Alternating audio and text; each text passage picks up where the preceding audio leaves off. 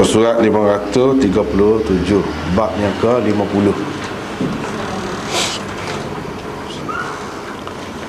Bab memasang khemah di dalam masjid untuk orang-orang sakit dan orang-orang lain selain mereka.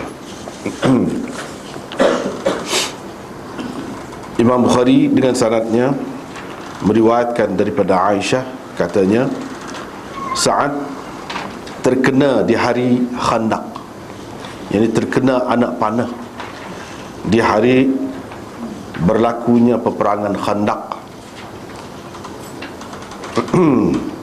pada vena sefalik tengah lengannya. Nabi SAW pun memasang khemah di dalam masjid supaya baginda dapat menziarahinya dari dekat. Khemah Bani Ghifar juga di dalam masjid, ada di dalam masjid pada ketika itu. Tiada sesuatu mengejutkan orang-orang yang berada di dalam khemah Bani Ghifar selain darah yang mengalir kepada mereka. Maka teruslah mereka bertanya, wahai orang yang berada di khemah sana, apa yang sampai kepada kami? yakni darah apa yang sampai kepada kami dari arah kamu itu? Rupa-rupanya luka Sa'ad mengalirkan darah. Kerana luka atau perdarahan itulah dia mati.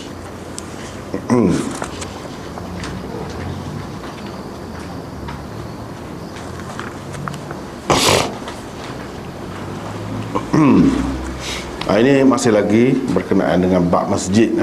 Bab masjid, apa dia yang boleh dibuat dalam masjid selain daripada sembahyang, dan apa dia yang tak boleh ataupun tak molek buat dalam masjid. Itu kita duk bincang tentang masjid lagi lah. Jadi bab yang ke-50 ini Imam Bukhari buat untuk menyatakan boleh pasang khemah dalam masjid. Pasang khemah dalam masjid boleh. Jadi pasang khemah tu untuk siapa? Untuk orang-orang sakit. Orang-orang sakit. Dan selain daripada orang-orang sakit, ada apa-apa keperluan yang lain, boleh pasang khemah dalam masjid. Tidak kata tak boleh nak kita adakan aktiviti ataupun program lain selain daripada sembahyang itu dalam masjid. Tidak gitulah. Tidak, tak boleh. Boleh. Itu dia nak cerita. Padahal orang sakit tu kan macam-macam keadaannya.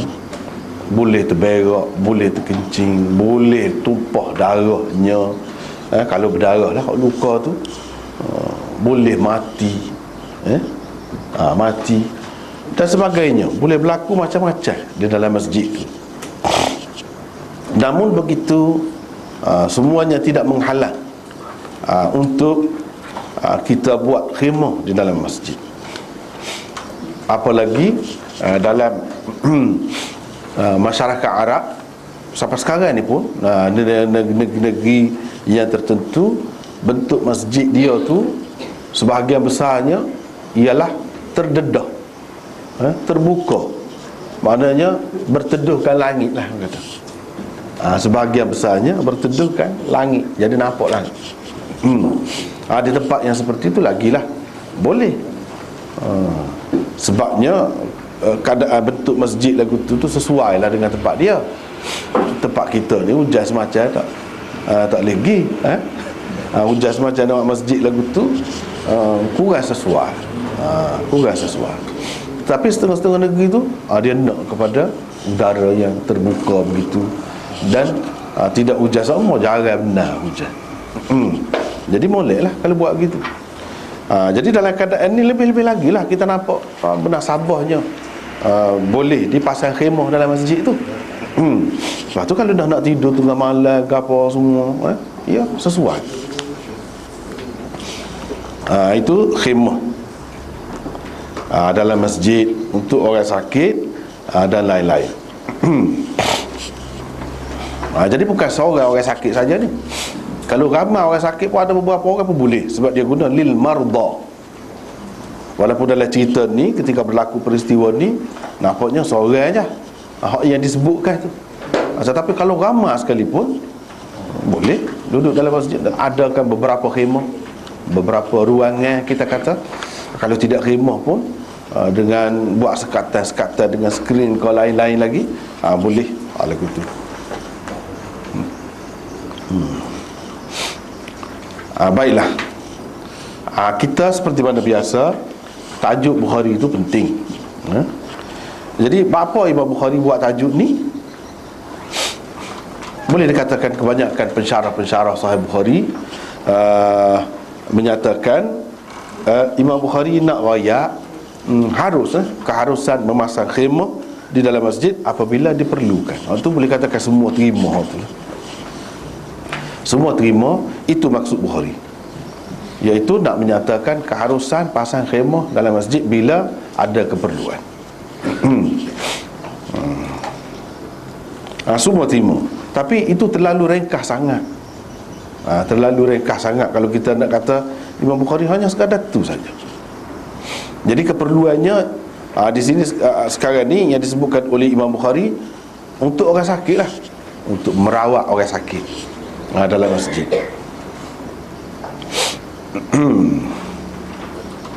Tak kira sama ada untuk merawat orang sakit ataupun untuk maksud-maksud yang lain. Dalam nota tu, cuma para ulama yang berpegang dengan mazhab yang menghukum darah manusia sebagai najis kebingungan juga apabila berhadapan dengan hadis di bawah bab ini. Tu Imam Bukhari naknya. Tapi ramai tak sebut. Ramai juga yang sebut perkara ni. Lagu mana? Lagu mana tu?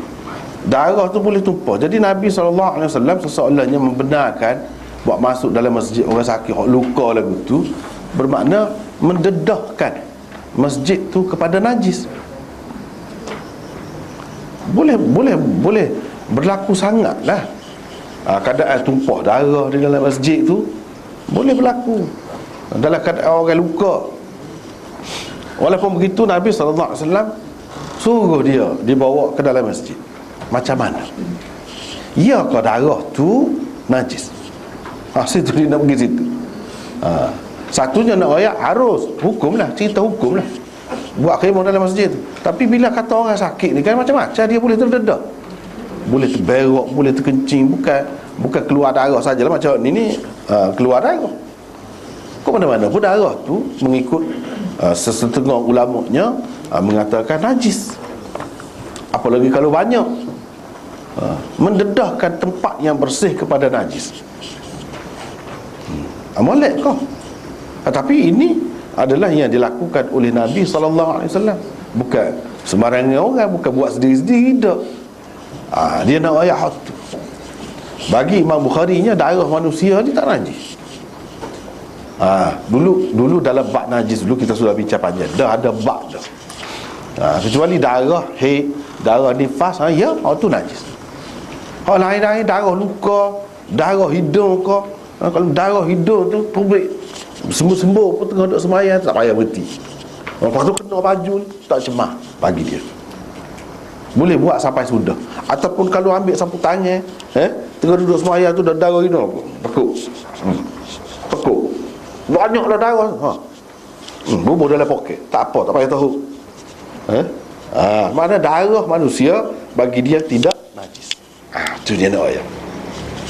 Sebab sama dia akan bincang benda-benda lagu tu.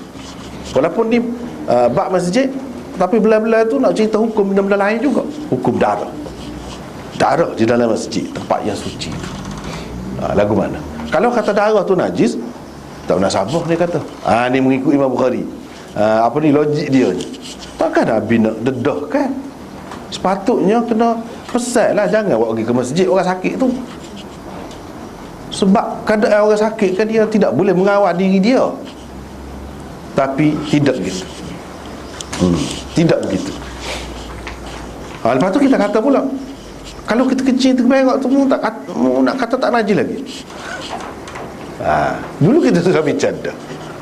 Imam Malik dan Imam Bukhari dan orang-orang yang sependapat dengan mereka mengatakan tidak najis kalau keluar tu bukan dengan cara biasa, kerana sakit, tidak jadi najis. Situ. Sebab tu jadi tak ambil berat sangat, tak kisah pun letak dalam masjid. Tetapi bagi orang-orang yang mengatakan darah itu najis dan hak lain-lain lagi, terutamanya air kencing kau gapo kau, dia peningkatlah dengan apa di Nabi buat gini. Mereka cuba takwil. Hadis ini mereka cuba takwil. Jadi takwilan ini disebutkan oleh beberapa ulama, antaranya Al-Aini, Rashid Ahmad Ganguhi dan Anwar Shah Kashmiri di dalam syarah masing-masing mengemukakan takwilan orang-orang yang mengatakan darah tu najis, tapi dalam keadaan dia tu najis, apa ya biarkan duduk dalam masjid tu. Dia takwil. Apa takwilannya? Sebab kalau tidak takwil maknanya tak pakai hadis lah, tak pakai hak Nabi. Kalau takwil dengan takwilan tak seterima, tak apa. Cumanya takwilan itu nasabah ke tidak? Nasabah ke tidak? Itu kita tengok. Ada beberapa takwilannya. Antaranya satu, Malik dan Ahmad berpegang dengan hadis ini tentang najis tidak wajib dihilangkan. Sekiranya ia wajib, tentulah Nabi SAW tidak membenarkan orang yang luka menetap di dalamnya. Inilah juga qaul qadim mazhab Syafi'i. Qaul qadim Syafi'i lagu tu lagi. Mana najis ini, najis dia terima benda tu najis. Terima, tapi najis tidak wajib dihilangkan. Kalau masjid tu luar, kalau dia darah tu tumpah situ, mesti kita kena basuh. Jadi kalau satu hijau pula kena basuh, kena cuci tu membenarkan. Jadi tak apa, lelak biar gitu. Tak apa, tidak wajib dihilangkan najis itu. Sebab dia bukan kena pada tubuh, bukan ngecik kena orang lain. Jatuh setepak tu, biar gitu. Tidak wajib. Kalau hilang, kalau kita membersihkan najis itu semata-mata untuk kebersihan lah, bukan kerana najis, bukan kerana wajib menghilangkan najis itu. Jadi mereka kata tidak wajib menghilangkan najis juga. Sebab tahu mana Nabi biar tu. Takkanlah dalam keadaan nak berubat orang sakit kau duduk sibuk nak basuh pula. Letak lain lah senang, di rumah ke mana-mana ke. Dia itu takwilan dia. Sebab najis tidak wajib dihilangkan. Kalau kita tidak nak guna tempat tu lah, tidak nak guna tempat tu, dia tidak wajib dihilangkan. Kalau kita nak guna tak boleh lah. Bagi mereka lah. Jadi masjid Nabi SAW ni luas. Kedudukan dia, kemah, kata kemah dia duduk di ujung belakang tu, tempat orang tak ada sembahyang. Orang sembahyang bahagian depan. Itu takwilan dia. Satu. Yang kedua, ada juga orang berkata sebabnya Rasulullah SAW membenarkan Sa'ad berada di dalam masjid itu ialah kerana lukanya telah pun bertaut. Luka dia tu sudah pun nak sembuh dah, sudah bertaut dah, tutup dah luka dia. Jadi tak ada kebimbangan akan keluar darah, kata dia. Sebab tu ya suruh masuk dalam masjid tu, sebab keadaannya sudah terpelihara, kata dia. Maka tiadalah lagi kebimbangan akan tumpah darahnya yang merupakan najis itu. Tu darah tu najis, tapi dah dalam keadaan terselamat. Sebab kita dalam keadaan biasa, memang ada darah pun dalam tubuh kita, tapi tidak ada kebimbangan akan tumpah tu. Bila dalam keadaan itu tak apa, kata dia. Sebab tu itu takwilan yang kedua. Ada juga orang yang berpaut dengan riwayat ahli sirah seperti Ibnu Ishaq dan lain-lain yang menggambarkan bahawa masjid yang tersebut di dalam hadis ini sebenarnya bukan masjid Nabi SAW, dan bukannya juga masjid dalam arti kata sebenarnya, iaitu masjid istilahi atau masjid fiqhi. Masjid mengikut fiqh, masjid mengikut istilah Islam, masjid yang maklum tu lah, bukan masjid tu, kata dia. Ni kata Nabi SAW suruh dia letak dalam masjid ni kan. Nabi SAW pun memasang khemah di dalam masjid. Di dalam masjid tu kata dia, masjid tu bukan dengan makna masjid istilahi, masjid fiqhi, masjid Nabi. Tidak. Masjid tu dengan makna tempat sembahyang, kawasan sembahyang. Bukan masjid Nabi, bukan masjid-masjid hak sebenarnya di kawasan Madinah. Lain, tempat sembahyang, tapi situ tempat yang digunakan untuk sembahyang, kawasan itu yang dikatakan masjid. Kata demo ni, itu takwilan yang ketiga. Jadi patut pun Nabi tak kisah sangat pun duduk dalam masjid. Kalau masjid tu tempat sembahyang saja, dia bukan masjid yang sebenar. Kalau tumpah darah, kau terkencing, kau gapo, kau tak kisah. Patutlah Nabi tak ambil berat sangat pun. Dia buat pergi kot tu. Dia buat pergi kot tu. Ia tidak lebih dari tempat sembahyang sementara, di mana Nabi SAW bersembahyang dengan para sahabatnya ketika mereka mengepung orang-orang Yahudi dari kalangan Bani Quraizah selepas tamat peperangan Khandaq. Apa artinya keterangan hadis di atas yang menyebutkan, dia kata apa yang Nabi suruh letak dalam masjid tu? Supaya baginda dapat menziarahinya dari dekat. Ni alasannya. Apa artinya? Kalau masjid itu bukan masjid dengan erti tempat sembahyang di perkampungan Bani Salimah yang berhampiran dengan benteng puak Bani Quraizah. Benteng Bani Quraizah dikepung Nabi SAW dan para sahabat selama 25 hari. Selama 25 hari. Apabila Bani Quraizah bersetuju untuk turun dari benteng mereka dengan menerima apa saja keputusan Sa'ad yang merupakan ketua sekutu mereka dari kalangan Ansar, Nabi SAW memerintahkan supaya Sa'ad dibawa ke situ. Setelah Sa'ad sampai, baginda SAW menempatkannya di tempat sembahyang yang disebut sebagai masjid di dalam hadis ini. Di dalam masjid inilah luka Sa'ad kembali mengeluarkan darah sehingga mengalir ke dalam khemah Bani Ghifar yang tersebut di dalam hadis yang sama. Disitulah juga Sa'ad menghembuskan nafasnya yang terakhir. Jarak masjid Nabi SAW dari situ ialah kira-kira 6 batu. Kalau nak kira masjid Nabi-nya dengan situ tu 6 batu. Jadi apa maknanya Nabi kata? Dalam hadis dia kata supaya Nabi dapat menziarahinya dari dekat. Dekat apa kalau 6 batu? Sebab tu kata dia masjid ni bukan masjid Nabi. Bukan masjid Nabi, bukan masjid lain, masjid dalam arti kata yang sebenarnya. Masjid ini dengan makna tempat sembahyang. Imam Bukhari pun ada juga. Dulu kan kita sudah bincang dah, dia guna tempat sembahyang tu sebagai masjid. Dia guna perkataan masjid, dia guna juga. Jadi kalau di sini, apakah maksud Imam Bukhari ini? Masjid ni masjid dengan makna tempat sembahyang seperti yang pernah dia guna perkataan masjid untuk tempat sembahyang? Jawabnya tidak. Imam Bukhari tidak pergi kot tu. Imam Bukhari kata ni masjid Nabi, masjid sungguh lah. Bukan masjid di perkampungan Bani Salimah tu, dekat benteng Bani Quraizah tu, bukan. Masjid sungguh.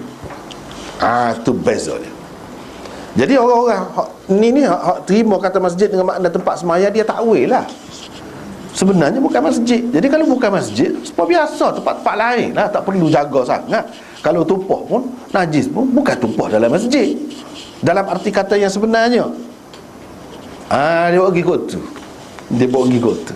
Tapi Imam Bukhari nak tolak tu, bukan. Tak betul tu kata lagu tu. Tak betul. Ni masjid sungguh, masjid Nabi. Lepas tu apa makna kata untuk Nabi ziarah dari dekat? Dah kalau dah batu. Tak apa, kita tengok. Tengok dulu.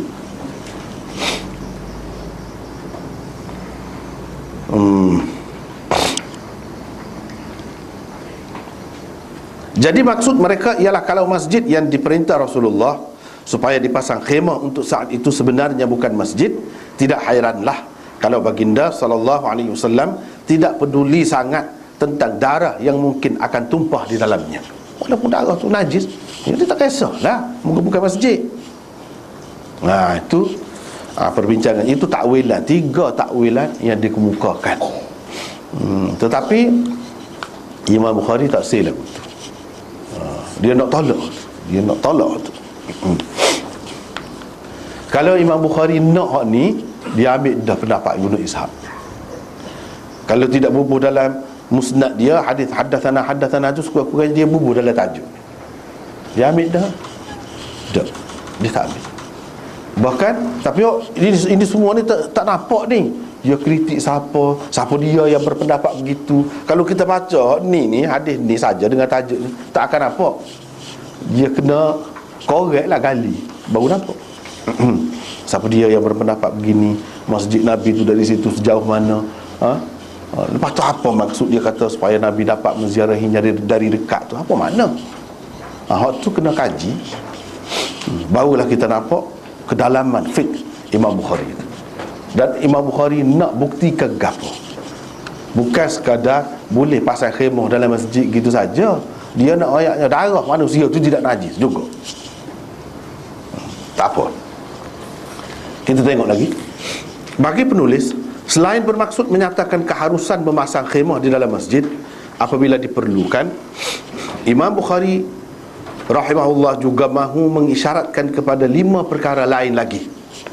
5 perkara lagi. Dia nak isyarat kepada 5 perkara yang lain lagi, iaitu 1. Pendapat beliau berhubung dengan darah manusia yang keluar dari tubuhnya dengan sebab luka dan sebagainya. Menurut beliau, darah yang keluar atau terkeluar dari tubuh manusia kerana luka dan sebagainya tidak najis. Itu dia nak ayat, tidak najis.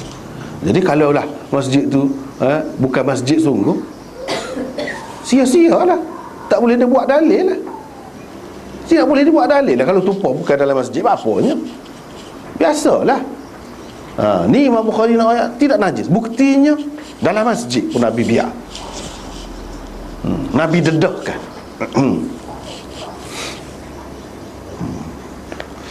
Darah manusia yang najis hanyalah darah haid dan nifas. Itu najis. Bagi dia pun najis. Orang lain pun kata najis juga.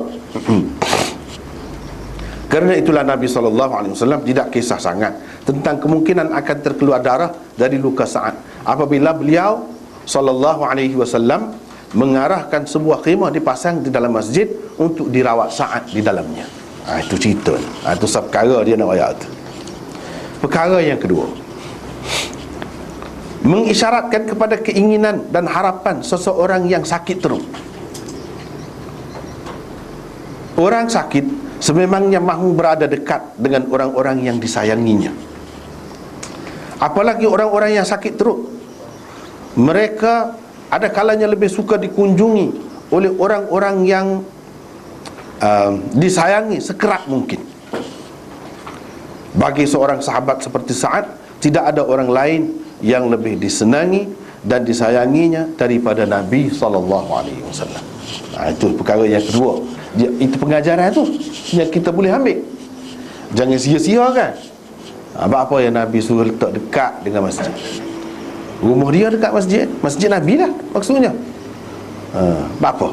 Sebab dia tahu orang sakit ni nak sangat kepada orang-orang yang disayangi. Kalau boleh duduk dekat sama kau boleh. Itu pengajaran. Dan orang yang disayangi tu tak ada kepada sahabat selain daripada Rasulullah. Rasulullah lah yang paling disayangi oleh mereka. Jadi kalau Nabi boleh gerak pergi tu, sukalah dia. Kalau orang sakit tak tahu bila nak mati, terutama orang sakit teruk. Kalau orang tidak sakit teruk pun begitu. Itu sifat orang sakit. Yang kedua. Yang ketiga, masjid yang tersebut di dalam hadis ini ialah masjid Nabi SAW. Itu Imam Bukhari nak ayat, dia tekan tu. Masjid Nabi, benar. Masjid yang ada kelebihan begitu besar. Selepas daripada Masjidil Haram, Masjidin Nabi, Masjid Nabawi tu, hak tu, hak lebih pahala besarnya. Setara masjid tu pun boleh letak orang sakit. Masjid lain lagilah boleh. Dia nak ayat masjid lain lagilah boleh. Di Masjid Nabi tu orang sembahyang jemaat di Masjid Nabi tu segala-galanya. Dan ada istimewa sehingga kalau kita nak musafir, nak beli tiket kapal terbang mahal ni, nak ambil cuti, kalau hak ada kerja lah, kita kata ambil cuti, beli tiket khusus nak pergi kerana nak dapat kelebihan, boleh. Memang dapat sungguh, ada kelebihan sungguh. Kalau masjid lain tak ada faedah. Kita duduk di Kelantan nak pergi beli tiket gomo nak pergi tu, nak pergi semain di masjid Zuhur, apa ni, Johor tu misalnya, kita kata di Johor. Tak ada faedah, support je masjid mana-mana tu. Buat mendak je tu. Bukan Nabi larang ada. La tushaddur rihal illa ila thalathati masajid. Tidak boleh kamu bermusafir, bersusah payah nak berjalan pergi, melainkan kepada 3 masjid saja boleh. Kalau masjid-masjid lain tak ada faedah, support je. Tapi masjid nak ayat lebih lah tu, setara lebih tu kira-kiranya sepatutnya kena jagalah. Tak apa, boleh. Masjid lain lebih-lebih lagi lah boleh. Tu nak ayatnya. Tak apa. Masjid Nabi, ia bukan semata-mata tempat sembahyang seperti yang digambarkan oleh sesetengah ahli sirah. Maksud kata perawi, supaya baginda dapat menziarahinya dari dekat tu. Apa makna? Sebab tadi kan dia takwil kan, dia kata supaya dapat menziarahinya dari dekat. Ini riwayat Aisyah ni.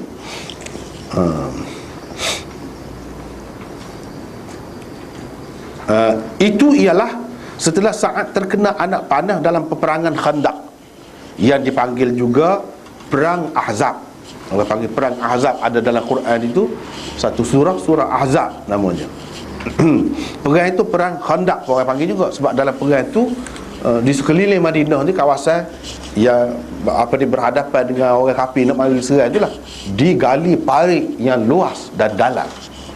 Parit itulah yang dipanggil Khandaq. Sebab tu perang ni orang panggil perang Khandaq. Dan yang mengesyorkan gali parit tu ialah Salman Al-Farisi. Sebab dia ada pengalaman di negeri-negeri lain. Dia kata buat gitu, kita nak buat agana ni, orang mari sekeliling, mari nak serang kita ni. Ahzab maknanya puak-puak, pakatan golongan. Kalau sampai sekarang ni bahasa baru Arab dia panggil parti, hizb. Ahzab tu makna parti. Zaman dulu dia tak ada parti, maksudnya golongan, puak-puak. Jadi puak kafir ni macam-macam golongan tu dia pakat bersatu untuk menghancurkan umat Islam, untuk menghancurkan Madinah tu. Disokong pula oleh Yahudi yang merupakan rakyat negara Islam di Madinah tu. Orang bukan Islam, yang ni kafir zimmi lah kira-kiranya, dia disokong oleh mereka ini pula. Itulah yang dikatakan Ahzab, pakatan musuh. Pakatan musuh.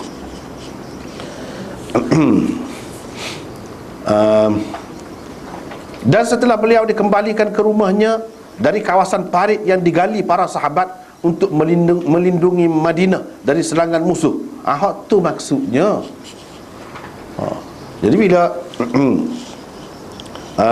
duduk berkawas itu, dia pokok dia tak boleh masuk, hanya mai boleh panah je lah. Dalam kata itu sahabat ni kena panah.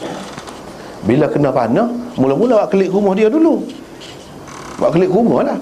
Lepas tu Nabi SAW suruh pindahkan ke masjid. Ke masjid dia. Sebab kalau masjid dia memang dekat lah rumah dia sebelah tu kan. Itu maksud dekat tu, supaya dia dapat ziarah acap kali tu. Memang dipindahkan lah. Pindah daripada rumah ke masjid, masjid Nabi. Beberapa lama dia duduk ni. Dia tidak mati selalu. Memang mati dia ni, tapi tidak mati selalu. Sebulan lebih.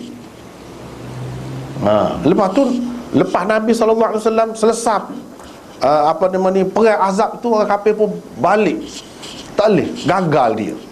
Apa lagi kalau kita baca sirah kan, dalam hadis pun ada sebut juga, iaitu Allah SWT melepaskan angin yang kencang pada suatu malam. Habis berselerak, cabut, terbangan di kemah pokok dia tu. Dengan puyuk belanga habis berterbangan. Jadi pokok dia pun pelik lah, cabut lari. Bila cabut lari, Nabi kira selesai dah lah. Lama kalah lah juga, duduk berkawal je bulan-bulan. Bila begitu Nabi balik, kira nak mandi, nak selesai mandi, nak selesai apa, Jibril pun mari. Jibril mari tu nampak debu-debu muka dia, di kepala dia berdebu. Nak mandi, kata dia. Dia kata tak boleh mandi lagi, kata dia. Tak sudah lagi ni, tak sudah, tidak selesai dah. Tak, kata dia, kita nak pergi, kena pergi sana, kata dia.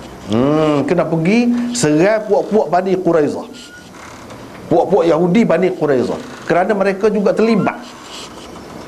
Jadi dah musuh hak besar ni sudah berselerak dah balik dah.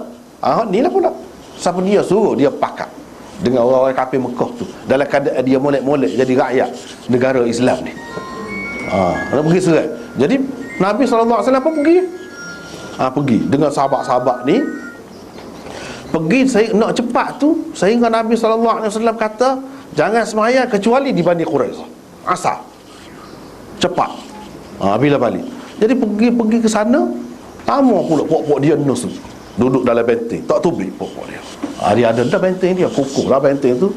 Tidak mudah, tak boleh lah dengan anak panah ke, dengan guna minjak zaman itu, alat-alat perai dia setara tu je. Dengan guna minjanik ke, minjanik ni macam kalau learn ni dia macam meriai lah. Tapi sampai itu dia tarik batu besar ni kan, batu besar lah, besar-besar batu tu dia macam bedah, macam bedah plastik tu tapi besar. Jadi berpuluh orang ataupun beratus orang pegang tu, tarik tu, pom, lepas. Lepas tu dia kena pintu. Pintu benteng tu biasanya pecah. Bila pecah boleh masuk. Itu cara zaman itu. Perang zaman itu. Jadi Nabi SAW tak buat. Dia duduk 25 hari kepung. Tak boleh turun, tak boleh gimana bawa dia. Itu ceritanya. Panjang cerita lah. Di sini ni rekah lagi. Imam Bukhari akan cerita dengan panjang lebar akan datang di tempat lain. Jadi bila pergi sana, lama lah. Akhir sekali Nabi tunggu dengan sahabat-sahabat, suruh tunggu. Tak saya tunggu. Nak perang tu pun tunggu. Mari perang. Dan nak perang sangat dah. Tak tunggu bapak dia. Akhir sekali menyerah. Nak menyerah, dia tak say juga, kecuali adalah runding gitu gini. Mereka bersetuju untuk turun menyerah diri dengan keputusan seorang lain, bukan keputusan Nabi. Dia tak say. Keputusannya siapa dia? Keputusan Sa'ad. Sebab Sa'ad tu sekutu dia, ketua sekutu dia. Di kalangan Ansar ni, sekutu Bani Quraizah ialah puak-puak Aus. Ketua Aus ni Sa'ad. Sebab apa? Puak-puak dia tengok tak, Nabi dulu pernah maaf kepada puak-puak Bani Nadir. Bani Nadir ni puak Yahudi juga. Puak Yahudi juga, rakyat negara Islam juga. Jadi dulu ketua dia buat keputusan maaf. Jadi bila maaf sedar hati, dia serah ni gitu juga ni. Takkanlah puak dia dikira sekutu dia ni akan membuat keputusan yang berat kepada dia. Jadi Nabi kata tak apa lah, ikutlah ke mana-mana pun. Nak siapa sebagai pengadil, sebagai pemutus dalam perkara ni? Dia kata nak Sa'ad bin Mu'adh. Jadi Sa'ad bin Mu'adh tu duduk sakit kan, duduk masjid Nabi tu. Sakit ni, luka ni. Dibawa mari Sa'ad itu. Dibawa mari dan nak bawa mari. Tiba-tiba Sa'ad hukum parok. Terkejut apa dia. Tapi terpaksa kena terima lah. Hak mana-mana terlibat dengan perang, hak muda kena bunuh, Sa'ad kata. Tu dia. Bunuhlah. Tu jangan. Zaman Nabi dulu dia hukum sungguh. Bunuhlah. Jadi ahli sirah ni sebut ramai lah, tetapi hak sahihnya 400 pun ramai juga. Lelaki dan perempuan, perempuan, kanak-kanak, orang tua ke apa tak boleh bunuh. Hak tu jadi hamba abdi.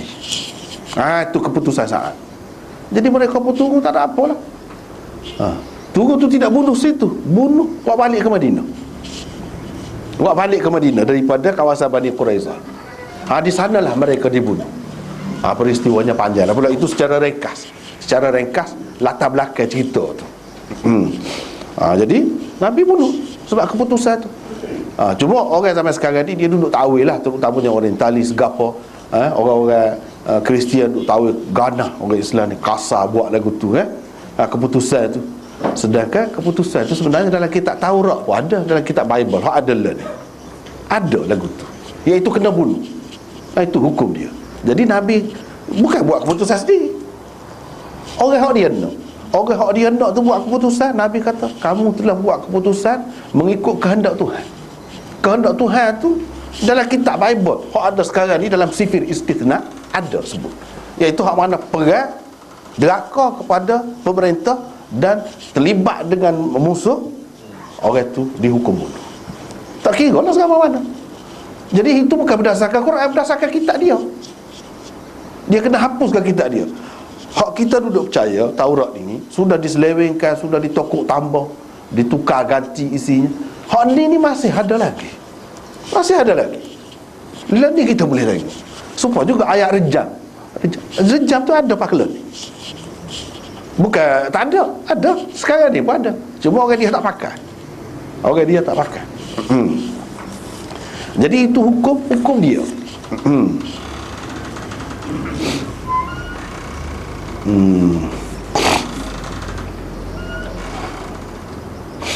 Dan setelah beliau dikembalikan ke rumahnya dari kawasan parit yang digali oleh para sahabat untuk melindungi Madinah dari serangan musuh, memanglah dekat kedudukan Sa'ad dengan Rasulullah sallallahu alaihi wasallam apabila dia diletakkan di dalam masjid baginda.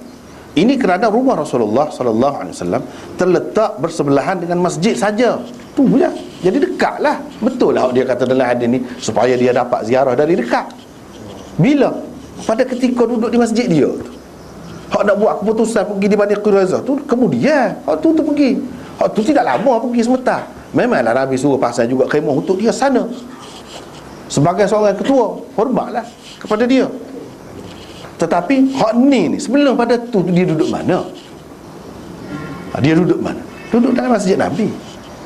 Dan sebelum pada tu tak adakah kemungkinan tumpah darah tu? Ada bukan?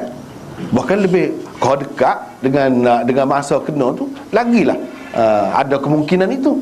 Dalam keadaan ada kemungkinan tu, apa Nabi benarkan dia duduk dalam masjid dia? Itu persoalannya. Imam Bukhari, itulah Imam Bukhari nak kata, dia nak kata darah tidak najis lah. Kalau najis dia tak benar.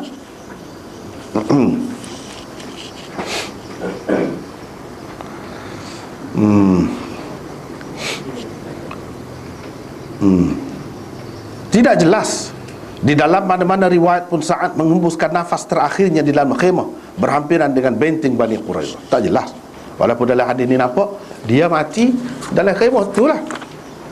Jadi khemah tu dia faham khemah hak dekat Bani Quraizah, benteng Bani Quraizah. Padahal dia mati dalam khemah tu dalam khemah hak dalam masjid Nabi. Lepas tu dia balik pula situ, duduk situ. Situ boleh mengelirukan. Jadi Imam Bukhari menjelaskan benda ni lah. Itulah ilmunya. Hak zahirnya kita tidak dapat. Dia faham dah. Setelah tu dia balik. Setelah keputusan dibuat, seperti mana orang lain balik ke Madinah, dia pun balik. Maka dia nak duduk agak dia sana. Dia tidak mati selalu pada ketika tu. Pergi ke Madinah pula, duduk dalam masjid Nabi. Hak kata dia menghembuskan nafas dalam khemahnya itu, khemah hak tu lah hak pasal dulu di masjid Nabi. Bukan khemah hak di tempat semaya Bani Quraizah tu, kawasan Bani Quraizah, bukan hak tu. Itu Imam Bukhari faham lagu tu lah. Dia menolak pendapat sesetengah ahli sirah yang mengatakan mati di tempat semaya di kawasan Bani Quraizah. Yang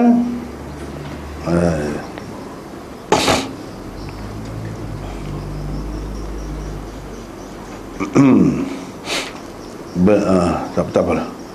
Mungkin sekali setelah keputusan tentang Bani Quraizah dibuat, saat dikembalikan semula ke khemah asalnya di masjid Nabi SAW, dan disitulah hayatnya berakhir. Situlah Imam Bukhari faham gitu. Dia tidak kata mati sana, mati balik setelah balik.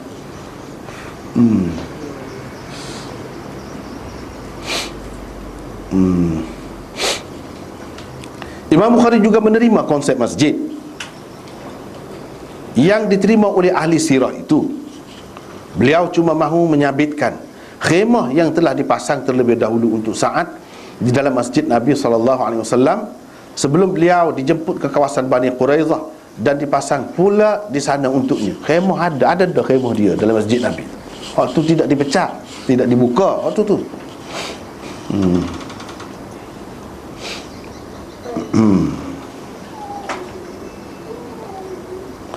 Bagi Bukhari, ini semua menunjukkan darah manusia bukanlah sesuatu yang perlu dirisaukan sangat. kalaupun ia tertumpah di dalam masjid, kerana ia bukannya najis. Dia nak pergi situ, dia nak pergi situ. Kita kata apa kena dengan najisnya? Ini bukan bab najis. Ya betul, tidak kena dengan najis, tapi dia berkait dengan masjid. Ini bab masjid ni. Dan masjid mesti dijaga daripada najis. Jadi ada kaitan. Jangan kita kata apa cara bab najis selesai ada. Ini bab masjid. Masjid kena jaga daripada najis. Jadi ada kena mengena juga. Bukan tak ada kena mengena. Sebab tu Imam Bukhari kalau dia kaji, dia bahas tu kan, memang kena mengena. Kena mengena kau mana? Yang keempat, bukan khemah untuk saat sahaja diperlukan apabila beliau dipindahkan ke masjid Nabi SAW.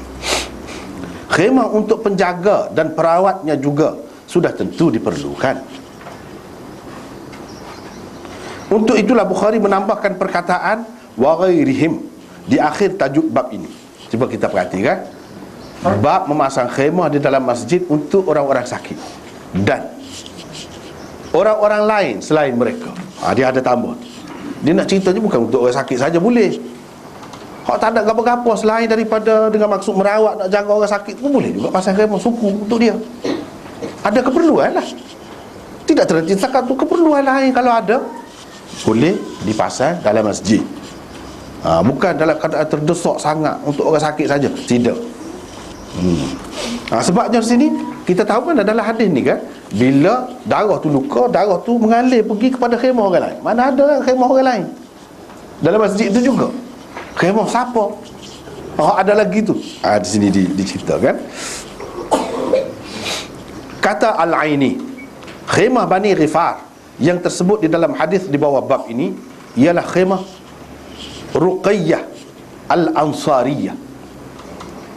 Kata sesetengah ulama, Al-Aslamiyah. Ruqayyah Al-Aslamiyah. Kerja beliau ialah merawat orang-orang yang luka, selain memberi khidmat secara sukarela kepada orang-orang Islam yang menderita. Hafiz Ibn Hajar dan lain-lain pula menyebut nama Rufaidah sebagai perawat Sa'ad di dalam masjid Nabi SAW itu.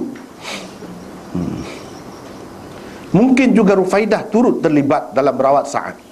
Keterangan Al-Aini dan Hafiz Ibn Hajar ini menunjukkan orang-orang perempuan juga tidak ketinggalan dalam memberikan khidmat mereka kepada masyarakat di zaman Rasulullah SAW.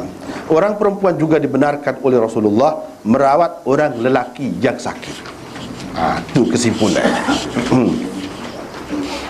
Jadi waghairihim tu, ni yang disebutkan oleh ulama. Khemah orang ni, khemah orang ni. Pas dia seorang kau duduk, boleh jadi dia ada lah, suami dia ada lah, adik-adik dia ke siapa-siapa, kau tak kira lah. Tetapi yang merawat tu siapa? Kalau nak buka baru, nak cuci luka tu siapa? Perempuan. Imam Bukhari salah sekali lagi royak. Dulu dia royak dah, sentuh lelaki perempuan tak batal Ismail. Tak batal Ismail. Boleh bersentuh jika perlu. Sekarang ni ada keperluan. Ada keperluan. Jadi bersentuh tak apa. Hak orang Islam ni, fahaman Islam yang jadi terlalu taksub, tak boleh bertikai bayar lelaki dengan perempuan ni. Hak Islam kemudian, Islam hak sunnah Nabi tidak gitu. Tidak jauh sangat orang lelaki daripada perempuan, dekat sangat pun tidak. Terlalu rapat mencampur bau tanpa tutup aurat, dedah aurat, tidak juga lagu. Tapi jauh sangat, terpisah sangat. Siapa tak boleh nak tengok rupa orang perempuan. Siapa punah jiwa orang, jadi gila sama lelaki sama perempuan. Tidak berlaku begitu. Dia tahu siapa dia, lawan dia. Tu nak sederhana lagu tu. Kena kembali kepada asal. Hak sekarang ni sama ada terlalu bebas atau terlalu terkongkong. Terlalu terkongkong, tak ada kebebasan asal. Tak boleh berjumpa lelaki dengan perempuan. Hak sakit pun kadang-kadang jadi doktor nak jamu, nak tengok sakit dia tak boleh. Pasal apa? Itu sebab tu pengaruh dengan fahaman tadi lah. Kalau kita tengok ni, dia luka sini, bermakna mesti kena pegang. Kena pegang ke mana-mana. Orang sakit ni. Jadi makna sentuh lelaki dengan perempuan tak apa. Tak ada dalam mana-mana riwayat kata dia pakai sarung tangan kau apa kau dah. Tak ada. Tak ada. Kita kira biasalah. Dan dia tak ada sebut, kita kira biasa, tangan biasa. Dan boleh berkhidmat. Daripada sinilah apa ni sistem jururawat gapo perempuan ni, ulama kata tak apa boleh. Sini. Ambil sinilah. Cumanya jururawat sekarang ni dia makan gaji. Tu ialah beza. Hak ni khidmat sukarela. Supaya tukar azan, tukar band dululah muazzin zaman itu. Sukarela. Muazzin sekarang ni dia ada habuan, orang bagi juga gaji kepada dia. Tak apa, tak ada masalah tu. Tak ada masalah. Cumanya dia ada beza lah. Pahala dia, dari segi pahala dia. Tu ya beza. Ni boleh piti ya? Kalau dia nak pahala tu, dia kena buat lebih daripada tugas dia. Lebih daripada tugas dia. Kalau misalnya dikatakan tugas dia setakat ni, dia buat lebih lagi pada tu. Kalau masa dia mesti sekat ni, dia buat lebih. Tu dia dapat. Atau dia buat lebih molek, jaga benar. Tu kalau dia nak dapat pahala. Hak mana makan gaji jururawat tu.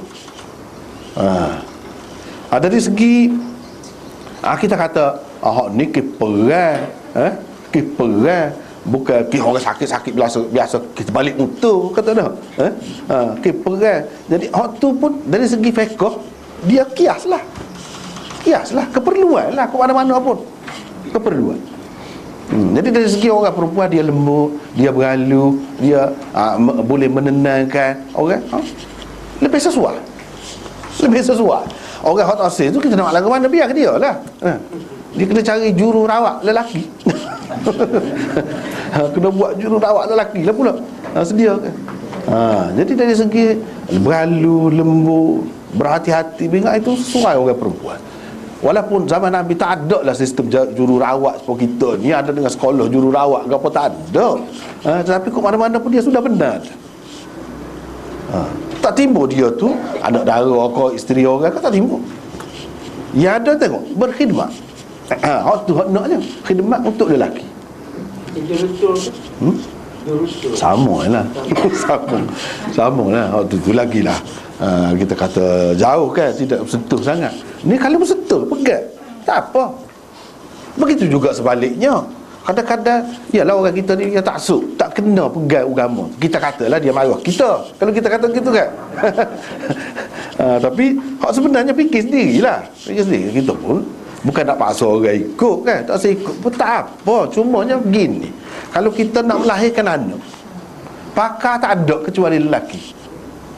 Lepas tu kita nak sakit, susah, boleh jadi mati, kita tak sibuk lagi. Ada lelaki tu dalam keadaan tu, itu ikutlah. Kalau tak sibuk kan senang. Tapi kalau dari segi hukum tak apa dah, boleh. Boleh apabila perlu gitu. Kalau ada pilihan tu molek lah, pilih itu pun. Tapi molek lah, semolek-moleknya begitu. Jadi pihak hospital ni pun dia kena jaga hak tu. Dia tahu, dia kena faham hak tu.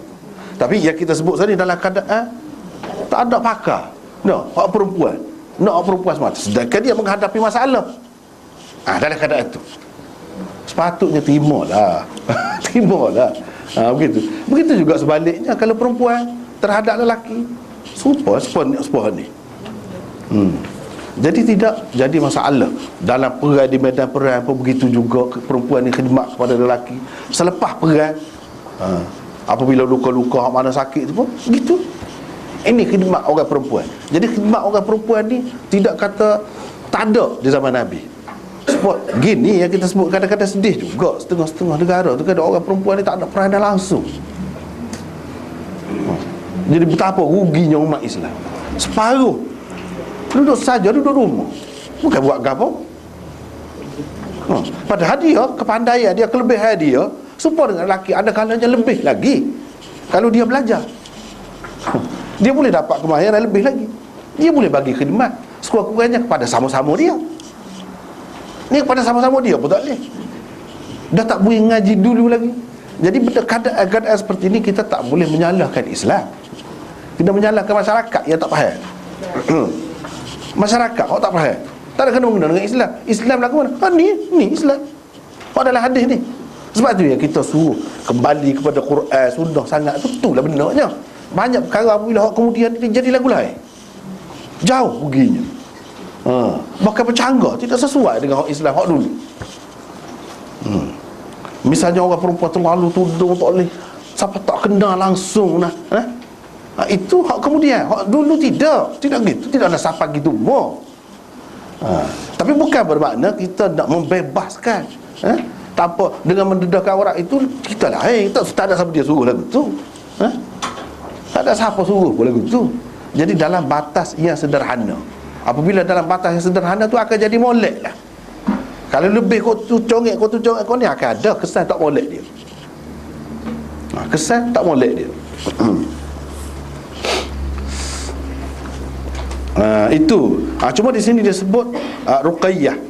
Orang kita panggil ruqyah, macam-macam lah. Qiyah, mek qiyah, nah. Macam-macam. Nah, sebenarnya yang betulnya ruqayyah. Rogayah. Rogayah tu Mesir tu, pengaruh Mesir tu. Qaf tu dia jadi go. Go. Kita ada go Melayu, Arab tak ada go. Tapi Arab Amiyah ada lah. Jadi rogayah. Hak sebenarnya ruqayyah juga. Hak betul, hak asalnya ruqayyah. Jadi dalam masalah hubung nama ni kena jaga molek. Sebab juga di sini doktor di kalangan Nabi hak zaman Nabi ni perempuan Rufaidah. Bukan Rafidah. Tapi Rafidah ni ada orang Soho tempat kita, orang apa pakak. Hak tu dia tak tahu. Rufaidah ni asalnya sahabat Nabi, doktor. Dia ni seorang doktor di zaman Nabi sallallahu alaihi wasallam. Sebenarnya Rufaidah. Hak tu. Tapi bahasa Arab ni kan, nama-nama Arab kadang-kadang dia tak berubah bagi orang hak tidak ambil berat sangat kan. Dia mudah-mudah. Dia sebut lah gitu sebab tak ada bagi. Hak sebenarnya Rufaidah, bukan Rafidah. Tapi nama ni boleh berubah belaka. Nama ni Tian pun boleh, nama Tian. Tian tumbuh dah boleh nama. Hak betul, hak betul. Hak sahabat Nabi, hak merawat orang tu nama dia apa dia? Rufaidah, bukan Rafidah. Tu jelah nak ceritanya. Lepas tu kita nak ikut hak tu ni cerita lain. Hak asal. Jadi orang yang letak nama anak dia gitu pun dia ambil kira hak tu juga asalnya. Cuma tersilap orang royak. Sebenarnya Rufaidah. Sebab tak ada barilah.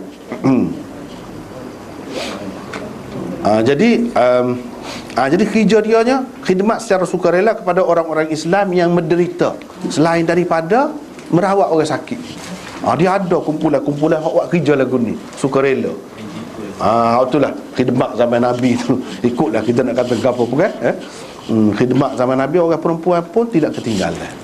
Tidak kata orang perempuan ceruk dapur saja. Selama mana tempat kita ni pun nak boleh jadi bebas, nak boleh orang tidak ngaji duk perang dengan siapa dia? Dengan orang agama juga. Orang agama kata tak boleh ngaji kot ni, haram lah ngaji sekolah orang putih. Orang agama juga. Tapi kita kena ambil kira juga keikhlasan dia. Ya dia kata gitu tu setengah-setengah je kalau sampai gitu, teruk kalau ngaji. Dia jadi orang putih, lebih orang putih daripada orang putih lagi. Betul juga kalau ambil kira tu. Jadi kita kena hormat juga pendapat dia tu. Tapi kalau dalam keadaan yang sederhana, yang molek, dalam keadaan yang terkawal, tak ada halangan. Nak mengaji gapo tak ada halangan sebenarnya. Jadi orang zaman dulu dia ceritakan nak menakut-nakutkan orang ni. Dia ada sebab dia sendiri, seperti yang kita sebut tadi. Siapa dia bawa cerita-cerita yang nak menakutkan. Tapi benda ni arus ni kan, dia tak boleh ubah arus ni. Kalau derah sangat mari, tak gerak nak tahan dengan cerita-cerita lagu tu ya. Antaranya yang kita dengar, salah seorang tu guru cerita. Dia kata ngaji orang putih kuat sangat. Dekat nak mati orang ngajar ngucap dia. Orang ajar no kata dia. Orang mari ikut ni. Mari ikut ni pula. No kata dia. No semacam berat tu lah. Jadi menakutkan orang tu belajar Inggeris ke apa tu kan. Sampai itu tak kena. Sebab orang-orang ramai ni kan kadang-kadang dia ingat seorang tu guru kecek mesti kitab selalu. Tak mesti hadis selalu. Dia itu pendapat dia tu. Cara dia nak menakut-nakutkan orang. Sebab ya sungguh zaman itu kan orang ngaji sekolah ni pakai skot. Perempuan. Juru rawat tu lagilah. Betul-betul jadi super nurse tu orang Kristian tu kan. padri perempuan tu. Dengan pakaian dia lagilah. Kalau hak mengaji sekolah ni pun, tak sewi tok guru sampai kita marah lagu mana. Ya ledak waktu tu. Tapi keadaan kita ni semakin baik sebenarnya. Semakin baik dari segi jadikan Islam itu sebagai budaya umat, memang semakin baik. Itu yang kita boleh tengoknya. Jangan kita rasa kau sama kau tak molek sama. Tak, sebenarnya lebih baik nak banding dengan dulu. Tempat kita ni lah. Tempat kita. Apa kalau nak ngapa Quran zaman itu? Tak boleh nak ngapa Quran tempat kita. Tak ada. Siapa ayah saya ni terpaksa kena hantar luar negeri, tak ada tempat. Tapi lah ni bercabang-cabang mana-mana ada. Tidak kamu boleh. Dulu nak tengok orang pakai tudung tu bandar Kuala Lumpur tu payah. Sekarang ni nak tengok tak pakai tudung tu payah. Tengok kan lebih baik. Di sekolah-sekolah peraturan ke apa tengok lagu lain. Jadi semakin baik. Jadi kita kena ke arah tu. Biar kau baik, biar kau molek. Dengan tidak menghalang orang perempuan ni masuk berkecimpung dalam masyarakat. Masuk tak apa, ikut jadi gapo, tapi jaga molek batas dia tu. Barulah jadi supaya sampai Nabi ni tidak kata terpisah. Tak. Ustaz, awak dah kata ada hadis yang sebaik-baik tempat wanita tu di rumah tu. Yalah kalau tak ada keperluan. Kalau tak ada keperluan, memanglah. Tapi kalau ada keperluan, tak apa. Bahkan sebenarnya lelaki pun begitu. Kalau pergi duduk saja luar, baik duduk rumah, tidur di rumah. Bukan perempuan, baik tidur di rumah. Sebenarnya boleh pahala lagi. Lelaki pun tidak, perempuan saja. Cuma dia nak, sebenarnya nak menarik perhatian umat ni, nak biar beringat. Janganlah perempuan ni kata nak menceburi dalam bidang masyarakat gitu, sampai lupa tanggungjawab dia, lupa peranan dia sebenarnya sebagai ibu. Hak tu tak boleh diganti oleh orang lelaki. Hak tu tak boleh ingat hak tu. Bukan siapa tak. Kenapa tak ada dosa ni boleh. Kalau boleh dosa boleh rakutnya dia. Iyalah. Hak tu kena pandai-pandai jagalah. Kita sudah jaga dah. Orang lain nak berdosa, kita nak agak dah. Dia kena jaga diri dia. Apa dia tengok kita dengan nafsunya pula? Kita sudah jaga dah setakat hak Tuhan suruh. Takkanlah siapa kita tak boleh tubik, tak boleh buat kerja. Begitu. Jadi masing-masing jaga. Kalau jaga tu, ialah dia ada kan benda-benda setara tu dengan ambil air semaya, dengan buih sedekah, dengan apa dia gugur dosa-dosa hak lagu tu. Jadi bila-bila kita buat kebajikan. Mungkin adalah salah silap dosa kita gitu-gini. Dengan buat kebajikan tu terhapuslah dosa kita. Kalau tidak, kita nak kebajikan lagu mana? Kita tak nak piti. Misalnya kita kata, kalau tak nak piti, nak kebajikan lagu mana? Yalah boleh tasbih ke apa. Gak kalau duduk kerja pun boleh juga tasbih. Ya, itulah ulama kata, nah, imam-imam kita kata, dia tasbih ni jangan ingat subhanallah, alhamdulillah. Jadikanlah jahit kamu tu, kamu setiap kali cocok jahit tu dah, itu sebagai tasbih kamu. Jadikanlah kerja kamu tu sebagai tahmid kamu. Boleh juga. Niat kita tu hak pentingnya. Jadi kalau duduk gitu kan, terbuka. Yang kelima, kritiknya terhadap sesetengah ahli sirah. Antara metod Imam Bukhari di dalam tajuk bab yang dibuatnya ialah mengkritik secara halus pihak-pihak yang dianggap beliau sebagai salah atau tersalah dalam pegangan dan pendapat mereka, sama ada berkaitan dengan fiqh atau sirah, seperti yang dapat kita semua lihat di sini. Jadi Ibnu Ishaq kata ni masjid tempat semaya tu, Imam Bukhari kritiklah dia. Dia kata bukan masjid tu masjid Nabi ni. Memang ada pergi sana tu pergi. Tetapi dia tidak mati di situ. Hak tumpah darah tu bukan tumpah di situ. Kalau kita kata pergi sana, terlebih dahulu ada dah khemah dia tu di masjid Nabi. Ketika ada tu Nabi benarkan tu, tak ada ke dia fikir kemungkinan tumpah darah? Dia sepatut kena. Nabi ni dia beringat selalu dah. Dia beringat selalu kalau benda tu tak boleh. Kalau dia kata boleh, dia benarkan tu menunjukkan tak apalah. Tak apa. Itu ceritanya. Habislah situ. Jadi kita pergi kepada hadis. Aisyah cerita ni kata Sa'ad terkena. Di sini dia kata terkena gitu ya. Dalam riwayat yang lain disebut kena anak panah. Bukan kena pedal tak, kena anak panah. Nak kena pedal lagu mana, dah muka jauh. Parik ni, orang ni duduk alik ni, orang ni duduk alik sana. Orang Islam ni duduk alik kawasan dalam Madinah ni. Sebelah parik. Orang kafir duduk alik sana, dia tak boleh masuk. Kalau dia lompat dengan kuda pun tak lepas. Kuda yang kuat secara mana pun tak lepas, mesti jatuh dalam tu. Jadi bila jatuh senang lah. Nak pancung kau, nak tetok, nak gapo kau, dia tak boleh naik dengan mudah. Kalau kita kata dia turun, ada juga yang cuba begitu, turun nak naik, gagal juga.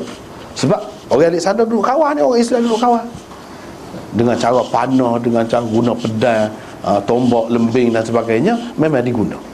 Jadi dia gagal lah. Berapa lama lah. Duduk situ tak boleh nak masuk.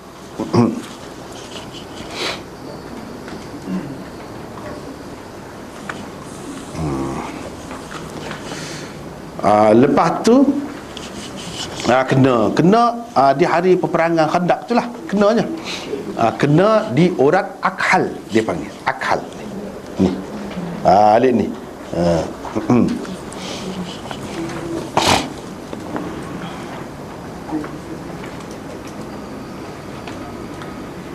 Jadi Sa'ad ni siapa dia?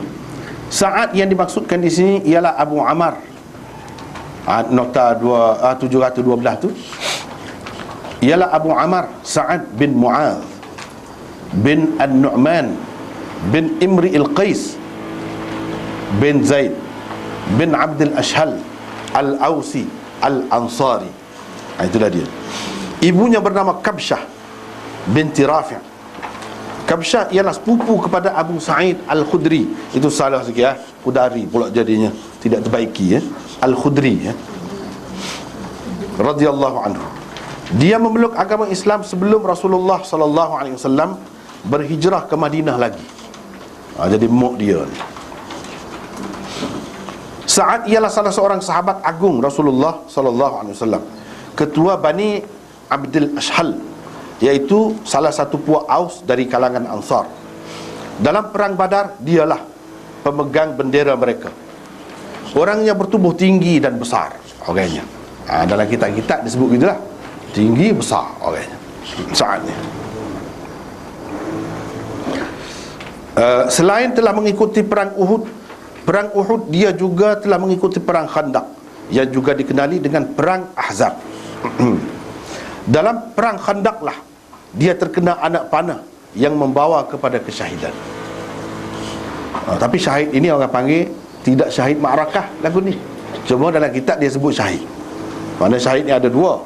Syahid hak sengoti, syahid ma'rakah. Di medan perang tu. Mati situ selalu. Hak tu hak syahid sungguh, orang tak mandi, gapo tu. Hak tu syahidnya. Dan kemumikan dengan pakaian dia begitu tanpa kafan ke apa, syahid tu. Adapun Sa'ad ni memanglah dia kena tu, tapi dia tidak mati selalu. Di luar. Tapi ulama-ulama kadang-kadang sebut syahid juga. Orang panggil apa ni? Syahid akhirat. Kalau hak syahid ma'rakah tu syahid dunia. Syahid dunia. Syahid dunia akhirat Tuhan tahu. Kenapa? Hak mati, hak orang tak mandi, tak maya ke apa tu kan, syahid dunia. Orang panggil juga syahid ma'rakah. Syahid dunia ni maksudnya hukum jenazah dia dalam dunia ni tidak serupa dengan orang lain. Itu maksud syahid dunia. Jadi dikira kita sebut dia sebagai syahid lah, mati dalam medan perang kerana memperjuangkan Islam. Kita boleh sebut dia sebagai syahid. Hakikatnya tak tahu lagi. Syahid dunia dan akhirat Allah tahu. Tapi kalau Nabi SAW kata dia syahid, syahid dah tu, syahid sungguh dah tu. Di sisi Allah pun syahid sungguh dah lah. Tapi kalau kemudian hari, zaman kita ke zaman mana-mana ke, kalau perang, tak boleh kata lagi hak sebenarnya di sisi Allah. Cuma secara zahir, mengikut hukum hak zahir, kita boleh kata dah. Kalau betul-betul berjuang kerana agama lah. Kalau kerana ni walaupun orang Islam, belum tentu lagi, belum tentu lagi. Dia kerana agama sengoti. Adapun syahid akhirat ni, orang mati ditimpa bangunan ke, mati kerana sakit perut ke, mati terbakar ke, mati lemah ke, itu syahid akhirat. Syahid akhirat. Sebab dalam hadis ada sebut syahid begitu. Tapi dari segi dia ni kena maya, kena mandi, kena gapo, kena kapal, serupa dengan orang lain. Cuma dia ada kelebihan juga. Dari satu segi, kelebihan yang sekiranya berlaku, ya, bukan makna kelebihan yang kena cari. Tak boleh cari, tak boleh buat rumah tu tak usah biar kemah, biar gutuk dah. Jadi kita boleh syahid dah. Tak ada siapa dia ajar pun gitu. Kalau berlaku, ya. Itu syahid akhirat. Syahid dunia akhirat, Tuhan saja yang tahu. Hak Nabi royak, ya, hak tu pun termasuk juga.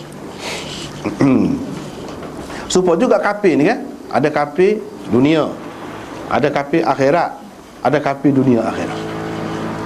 Tu kita bagi molek tu. Jangan kita ingat orang kafir serupa berlaku itu belum lagi kalau kita tengok kafir zimmi, kafir muahid, kafir musta'min, gapo tu suku pula. Hak kafir dari segi kira-kira Tuhan, hak kata kekal dalam neraka tu, lagu mana? Hak tu kena jelas juga tu. Dulu kita sudah bicara juga. Sudah bicara, cuma sepintas lain. Kalau hak kafir dunia, hak kita maklum sebagai kafir, belum tentu dia kafir di akhirat. Di sisi Allah dia kafir. Misalnya hak orang duduk berebut mayat kan, hak ni kata dia kafir, hak ni kata dia Islam. Hak mana betul? Kalau katakanlah benar lah, kalau hak zahir ni benar orang kafir, tanah kubur dia bakar cara dia, misalnya kalau kita kata bakar dah. Di sisi dunia ialah kafir, tapi di sisi Tuhan tidak kafir. Orang tu tidak masuk dalam neraka tu, dia Islam. Kalau di situ memang sungguh dia ngocak. Jadi hak tu lah orang panggil kafir dunia, tapi akhirat di sisi Tuhan tidak kafir. Hak lagu tu. Ada juga hak kafir akhirat. Dunia tidak kafir, macam orang munafik. Dunia Islam, kita anggap dia Islam. Kalau dia mati, kita kebumikan di perkuburan Islam, kita buat cara Islam lah, uruskan jenazah dia tu. Tetapi di sisi Allah dia tidak Islam, dia kafir. Itu orang panggil kafir akhirat. Dunia tidak kafir. Bagi kita orang Islam tidak kafir. Ada hak kafir dunia dan akhirat. Dunia pun memang dia kafir sungguh. Dah hak kekal dalam neraka, tidak kekal dalam neraka ni masih khilaf lagi ulama ni. Hak kafir, hak kekal dalam neraka ni lagu mana? Itu hak kafir yang jelas betul, dia tahu Islam ni molek. Islam yang sampai kepada dia pun Islam yang molek, tak ada keliru dia. Dia tak rasa Islam tu kerana dia tahu kalau dia ikut Islam tak boleh dia memuaskan nafsu dia, tidak boleh dia melaksanakan cita-cita dia, nak menguasai orang, nak menzalimi orang, nak makan riba, nak gapo, tak boleh. Sebab tu dia tak rasa Islam. Dia tahu Islam ni molek. Hak lagu tu. Wajahadu biha wastaiqanatha anfusuhum zulman wa uluwa. Hak lagu tu. Untuk melakukan kezaliman dan untuk kemegahan dunia. Hak lagu tu. Ada pun kafir dia tak tahu satu kerana keturunan dia aja. Lepas tu dia pun tak faham, ramai juga orang Islam pun mengelirukan dia. Dia nampak teruk lagi orang Islam pada dia. Dia sekadar tu, dia pun jahil, dia bukan pengkaji, tak sampai kepada dia. Hak tu masih lagi khilaf ulama. Ada ulama mengatakan kepada saya kena hak tu. Tidak kekal dalam neraka hak lagu ni. Kalau dia masuk neraka pun semua orang Islam masuk neraka. Orang Islam pun ada juga masuk neraka kan, kerana kesalahan-kesalahan yang tertentu. Orang kafir pun masuk neraka. Supaya juga orang kafir yang mengkaji Islam, dia tengah-tengah kaji tak ada, mati. Supaya juga dia tak jahat, dia jujur, dia baik. Dia tidak kata Islam ni, kata kafir kau kekal dalam neraka lah, tak boleh. Kau mana-mana pun. Tidak gitu. Ada perincian lagi di situ. Ada perincian lagi. Supaya masalah syahid ni lah. Tapi sebut syahid dah sini ni. Syahid. Tapi hak sebenarnya bukan syahid ma'rakah. Semua Sayyidina Umar mati kena tikar dalam masjid. Ulama sebut syahid juga. Nabi kita mati kena racun, ada nyabit juga dengan racun, hak kena tu sikit tu. Orang kata mati syahid juga. Nak beri nama syahid ke dia, Jadi Tuhan berilah sebab. Tapi syahid yang sebenar tak. Syahid yang sebenar mati ni ada perang. Gitu. Tak ada Islam tu muncak. Tapi dia lah betul ya. Dia tak si Islam. Pasal dia takut penting kan dia. Islam. Islam. Zahir. Di sisi Allah tak tahu setara mana tu. Takut tengah dia mati tu dia kata hukum Islam ni tak sesuai zaman sekarang ni. Tak. Tu di sisi Allah tu tidak Islam tu. Lagu tu. Tapi kita tak tahu dah. Tak tahu. Hukum zahir Islam. Dia tak kekal juga lah. Kalau Islam tak kekal lah. Cumanya ada kesalahan tu mungkin masuk neraka. Gitu.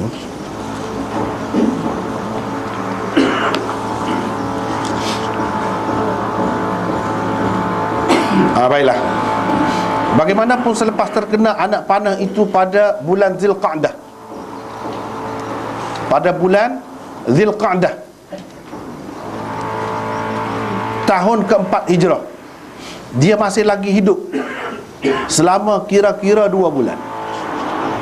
Ni masalah perang Khandaq, perang Ahzab ni pun ada khilaf juga. Mengikut Musa bin Uqbah, Imam Bukhari, Imam Malik, Ibnu Hazm dan ramai lagi yang lain mengatakan perang Khandaq berlaku pada bulan Syawal tahun keempat Hijrah. Dia kena ni bulan Zulqa'dah.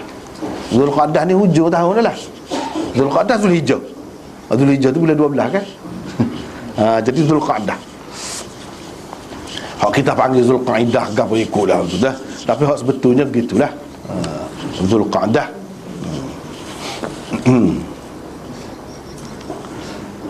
Tapi Ibnu Ishaq dan ramai lagi ahli sirah mengatakan berlaku pada tahun yang kelima perang Khandaq. Yang keempat. Kita Bukhari lebih kemah lagi. Musa bin Uqbah ni ahli sirah yang lebih hebat lagi. Hak ni sepatutnya jadi rujukan. Musa bin Uqbah. Dalam buku saya dalam Ibnu Ishaq tu sebut dah situ. Rujukan sirah sebenarnya sepatutnya siapa dia. Hak Imam Malik, imam-imam besar kagum. Ni lah kalau nak tahu sirah yang sebenar, baca sirah dia. Cuma sirah dia tu tak jumpa dalam bentuk satu buku yang berasingan. Ada di celah-celah kitab gini, kita kena sebut gini lah. Celah-celah gini. Tengok imam-imam besar, Imam Malik, orang ni tahun yang keempat. Tahun yang kelima tu perang hak dengan Bani Quraizah tadi. Hak pergi kepung tu, lepas pada tu. Sebab sosok tu lama tu.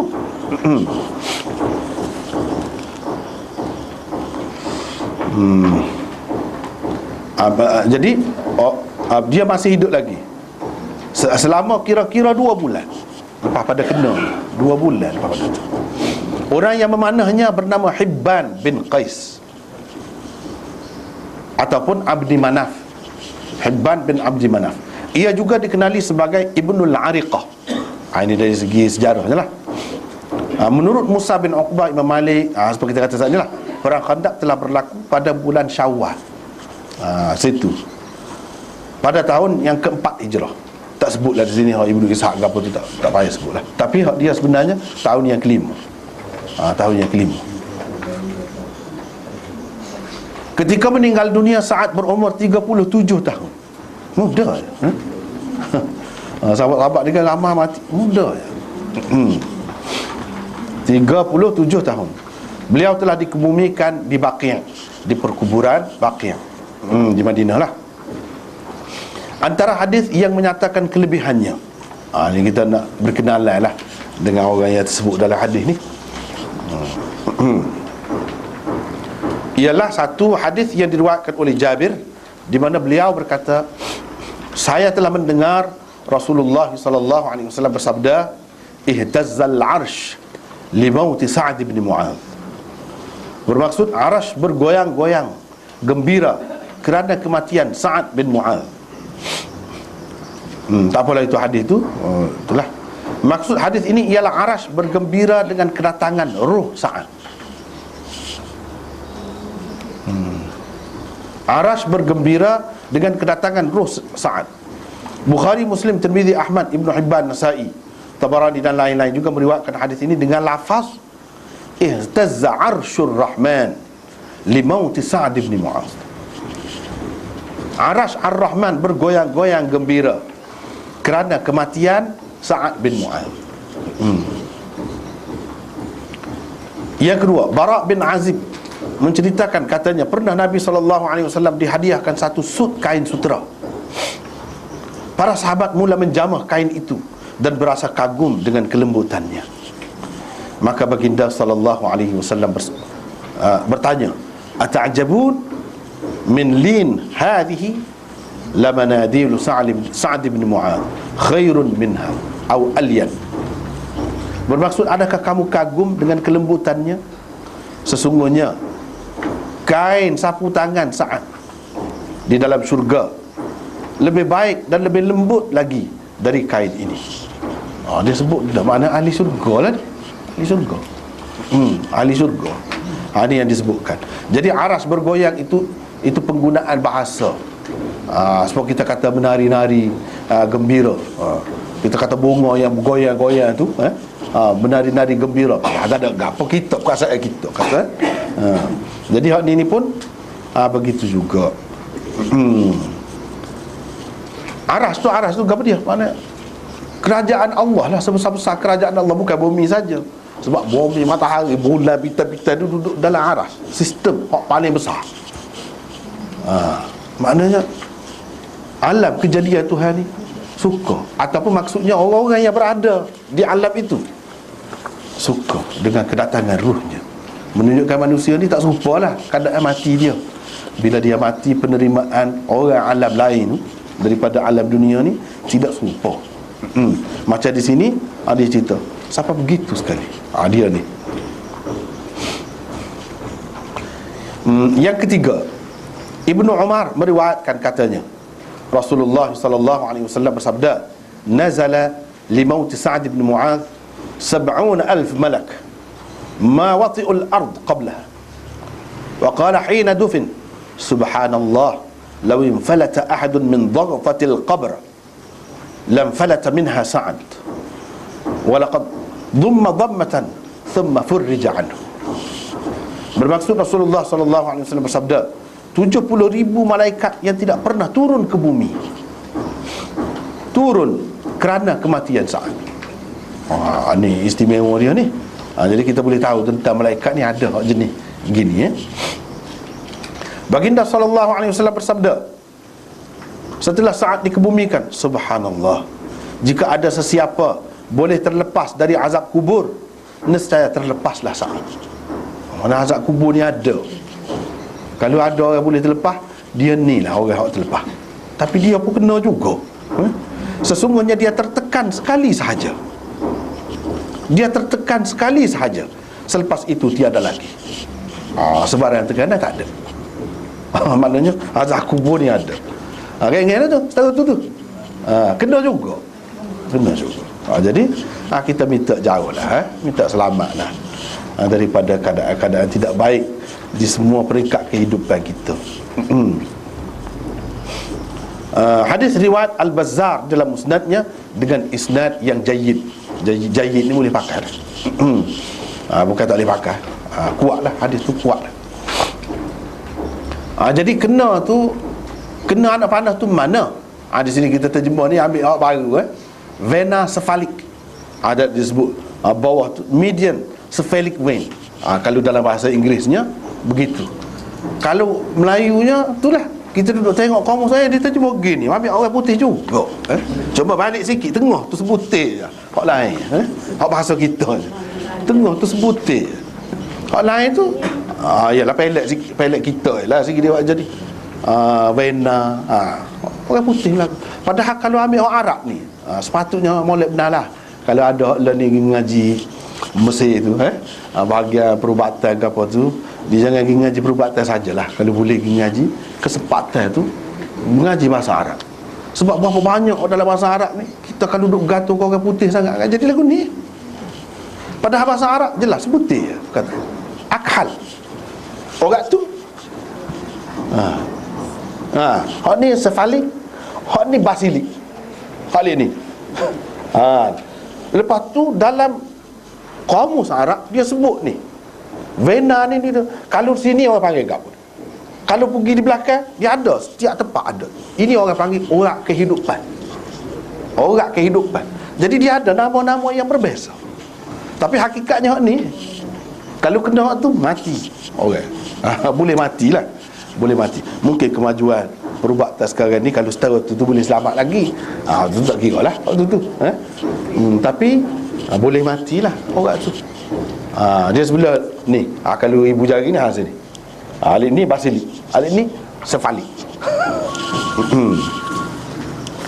Jadi guna orang putih juga. Kalau kita kena ubahlah sepatutnya. Sebab saya duduk tengok, kalau dalam bahasa Urdu, dalam bahasa Hindi, dia kamu perubatan dia lain terus. Memang bahasa dia betul. Kita pun sepatutnya kena begitu. Jangan duduk tupai orang sampai bila nak tupai kan. Memanglah mula-mula tupai lah bahasa dia. Dah tu. Tapi tengok orang lain. Mula tak ada satu. Ambil orang Arab. Dia Arab ada. Zaman Nabi lagi tahu dah beza orang ni orang gapo. Benar. Sepatah. Tak ada 2-3 patah lagu tu. Tapi oleh kerana kita ni gantung situ saja kan. Tak ada. Semula sampai tepat dia kita akan sebut. Orang sini nak panggil gapo, dia panggil gapo, kita akan sebut insya-Allah. Jadi orang tu kena hak tu lah dia nya. Kena hak tu.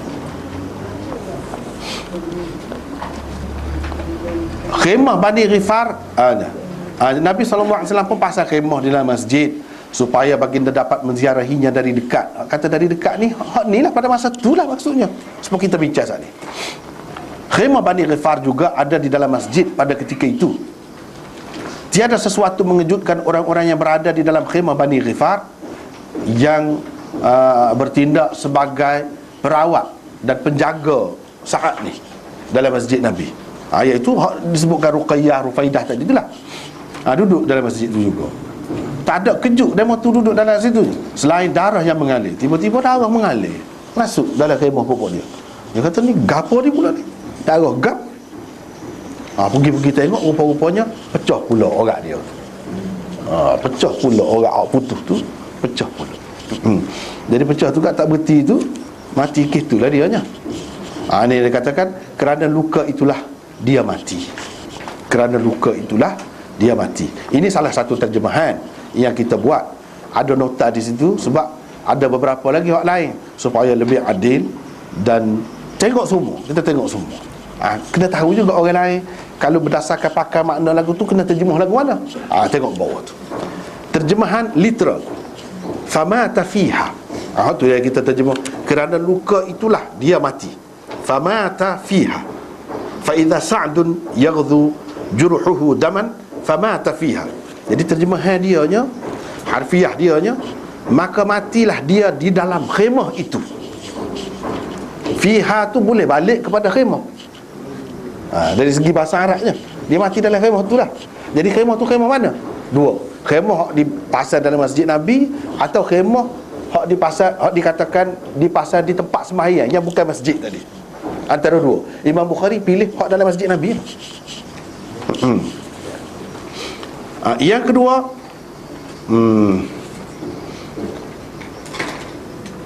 yang atau maka matilah dia dalam sakit itu. Jadi fiha tu fi tilkal mardah. Mana dari segi takdir dia, kalau bahasa Arabnya begitulah. Fiha tu mana fi tilkal mardah. Mana dia mati tu kerana sakit tu lah, bukan kerana sakit lain. Kerana sakit tu. Tapi apa yang kita pilih terjemah super atas tu? Kerana luka itulah dia mati. Ni cuba perhati. Kewajaran terjemahan terakhir ini adalah kerana 5 perkara berikut. Payah kalah juga nak terjemah ni pun nak cermat tu dalam keadaan cermat tu pun kadang-kadangnya ada juga salah kan. Pasal dia dah lemah manusia ni. Tapi kalau perhati 5 sebab. Apa yang kita kata lebih molek terjemah seperti di atas tu. Yang pertama, berdasarkan riwayat Mustamli dan Kushmayhani, di sini tersebut famata minha, bukan famata fiha. Sudah ada beza tu. Jadi kalau min ta'liliyah, mana kerana luka itulah dia minha, bukan fiha. Jadi kalau minha tak mungkin dah kita kata dengan makna jauh lah kalau nak kata dalam kemah tu. ataupun dalam sakit itu.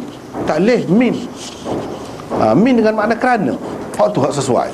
Jadi dalam nuskhah demo tunya minha, bukan fiha. Itu yang pertama. Yang kedua, perkataan fi juga sering diguna dengan makna min. Kalau kita kata tidak minha, memang fiha. Memang orang Arab selalu juga fi dia guna dengan makna min. Jadi dengan sebab itu dengan makna kerana juga. Yang ketiga, di dalam riwayat Hisham di bawah kitab Al-Maghazi akan datang juga tersebut famata minha, bukan famata fiha. Di sana riwayat cerita ni juga, di situ famata minha, bukan famata fiha. Jadi lebih sesuainya kerana. Kalau minha. Yang keempat, oleh kerana Sa'ad berada di dalam khemah di perkampungan Bani Salimah yang terletak berhampiran dengan benteng Bani Quraizah hanya seketika sahaja. Selepas itu beliau dibawa pula ke tempat asalnya, iaitu masjid Nabi SAW. Maka tidaklah tepat kalau dikatakan beliau mati di dalam khemah itu. Sebab duduk di khemah tu, kalau mati situ bukan mati situ. Kalau kita kata mati dalam khemah tu, khemah mana? Itu tak jelas. Apalagi kalau diingatkan kata-kata Ibnu Abdul Bar dan lain-lain tokoh hadis bahawa Sa'ad meninggal dunia sebulan selepas perang Khandaq dan beberapa malam selepas peristiwa Bani Quraizah. Peristiwa Bani Quraizah di mana dia membuat keputusan hak mana perang, hak mana terlibat, hak muda tu, hak dewasa, hak tu kena bunuh. Jadi siapa kau nak cermat tu kan, pada masa tu ada hak budak, janggut tak ada. Jadi nak kira orang tua ke budak dia. Buka kau tu dia. Buka bahagian bawah dia tu, tengok bulu ke tidak. Tak bulu. Kena dia tu, ada salah seorang, kemudian dia masuk Islam. Ni masuk Islam. Tak bulu, dia tak kena bunuh dia. Sebab tak tanda penentunya situlah.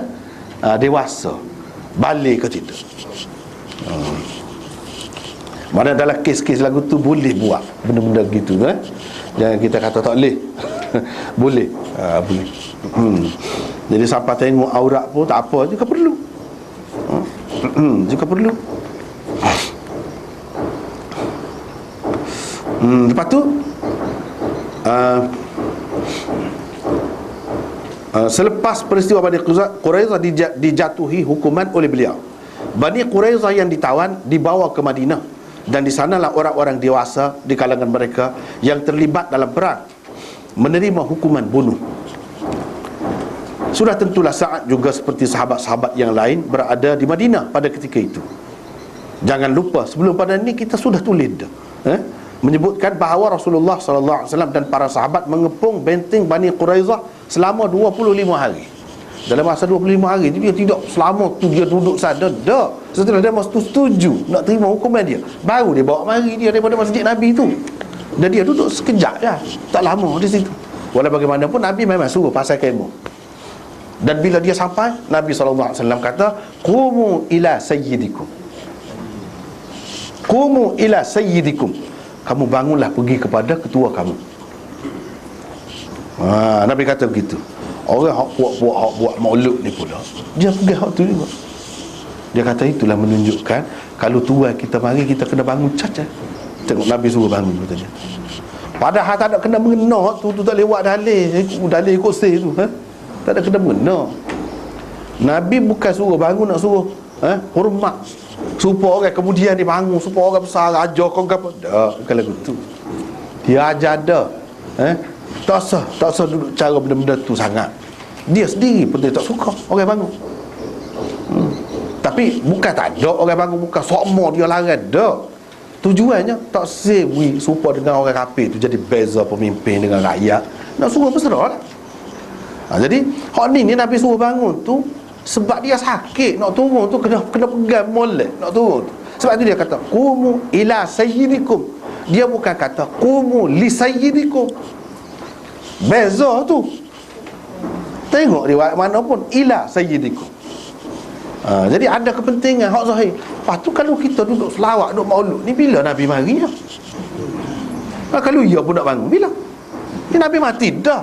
Kalau kita kata ya nak hormat ni, bangun orang mari, ni kalau dia hidup. Tapi kita sudah tahu dah, masa dia hidup dia tidak suka kan? Hormat lebih-lebih ke dia. La tuturuni kama atratin nasara, Isa bin Maryam. Jangan kamu pelebih sangat aku, puji, sanjung, jangan seperti mana orang-orang Kristian pelebihkan Nabi Isa. Dia tak boleh. Jadi hak ni cerita lain. Memang ada orang tu nak akak, dia sakit, dah ketua lagi. Tengok begitu dihormati dia ni, orang Yahudi seramai mana tu nak terima keputusan dia. Jadi Nabi sebagai menghormati dia, suruh pasal kemah lagi. Apalagi dia sakit, lepas tu suruh bawa turun, pegang molek dia tu. Tak ada kena-mengena dengan bila selawat pada masa tertentu tu bangun cacat. Mana Rasulullah ada? Tapi sebab demon ni dia ada fahaman lain tu, Nabi mari. Nabi mari. Tak ada sebut dalam hadis Nabi mari. Hak dia jawab orang berselawat tu ada. Dia jawab salam kepada orang yang salam kepada dia, tu ada. Tapi dia mari dalam majlis, tiap majlis, berapa majlis mari dah. Selama mana dia duduk setempat-tempat tu, kau lagu mana? Nabi ni bukan jenis orang perak hatu. Kalau perak hatu bolehlah hatu dia di sana kan, tak sana kan. Dah. Jadi tak ada ni selepas mati, tak ada kena-mengena dah. Kalau ia pun kata nak hormat bangun tu, tak ada kena-mengena, tak boleh pakai hak tu. Dalam peristiwa tu lah Nabi kata tu, kumu ila sayyidikum tu.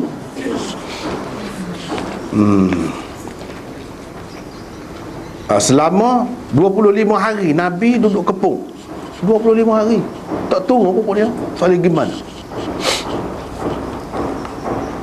Yang kelima, hak ni pada tahun, hak ni kepung Bani Quraizah apa ni peristiwa ni pada tahun yang kelima. Ni tahun yang kelima lah ni.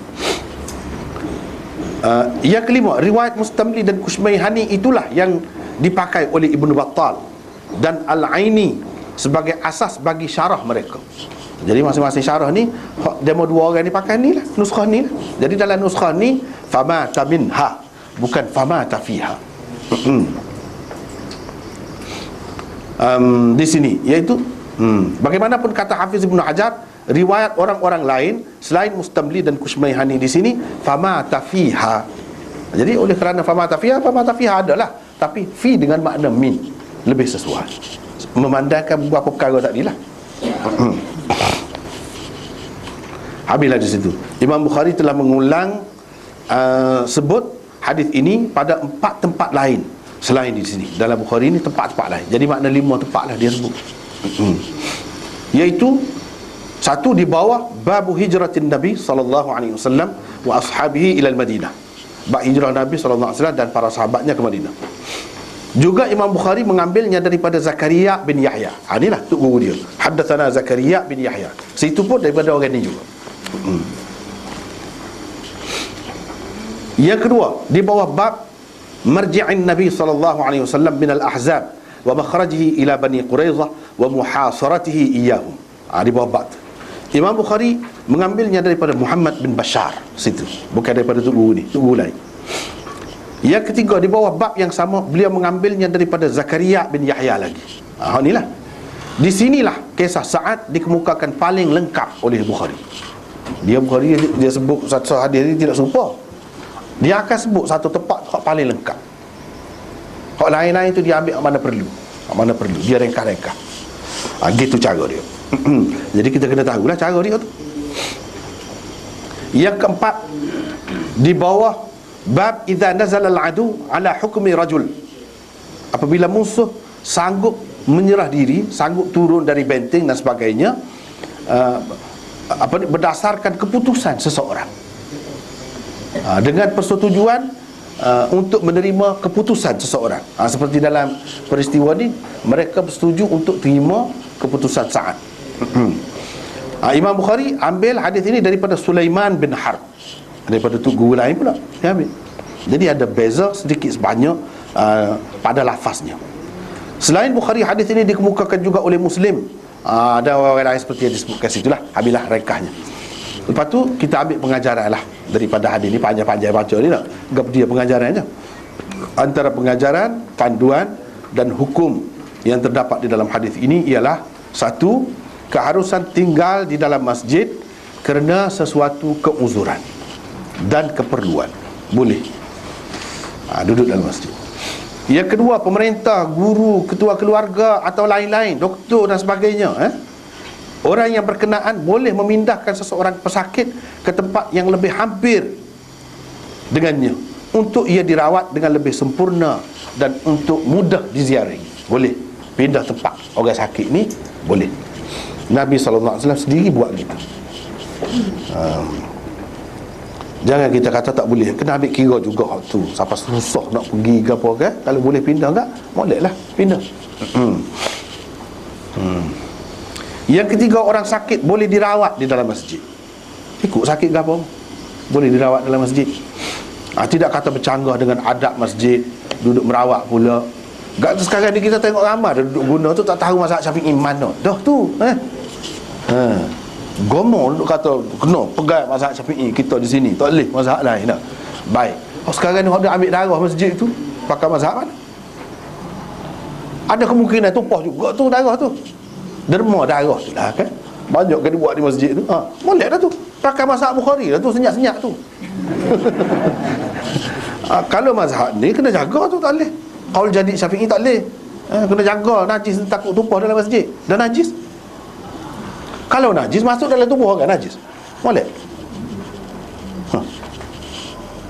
Tapi kalau kita pakai Imam Bukhari, tidak najis masuk, biasa.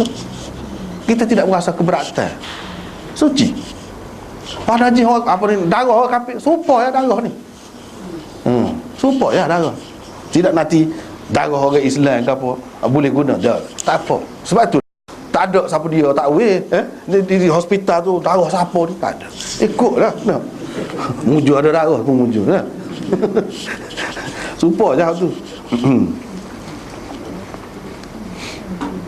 Yang keempat, orang yang luka juga boleh ditempatkan di dalam masjid untuk dirawat lukanya itu. Kemungkinan akan tertumpah darah di dalam masjid tidak seharusnya dijadikan penghalang untuk dia dirawat di dalamnya. Lebih-lebih lagi jika ditinjau dari sudut fiqh Bukhari, kerana bagi beliau darah manusia selain haid dan nifas tidak najis. Sesah, senang kalau lagu tu. Nak duduk pakai lah ni tu, pakai hak mana? Tak cara buat muka ada kelebihan situ kan. Lepas tu kalau orang buat kebajikan dalam masjid pula, derma darah, sepuluh fitih ya. Orang beli tu, setengah-setengah negara tu beli, jual darah. Pak kita boleh jual ke pula? Itu cerita lain lah pula, hukum lain lah pula. Tapi nak ceritanya, buat kebajikan dalam masjid lebih lagi pahala. Tapi kalau kita halal, kita duk mesti takut tumpah darah, tak boleh buat lah kebajikan dalam masjid. Tu jenis kebajikan juga. Itu kan kelebihan tu. Apa lebihnya? Fiqh ni banding.